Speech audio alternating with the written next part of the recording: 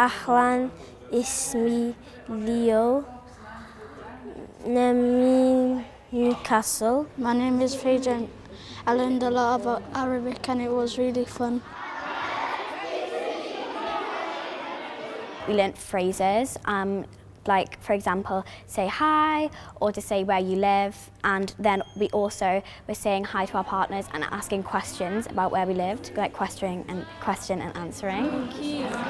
At home I also do Arabic like lessons and I do like the alphabet but this has actually helped me a lot because I never knew how to do sentences.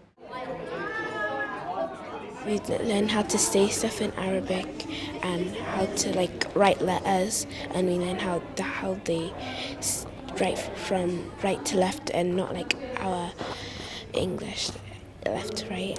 Yeah, before this I didn't really know like much about Arabic culture at all. I've loved this day. It's showed me so much diversity in the Arab world and how many and I've learned a lot of stuff from here.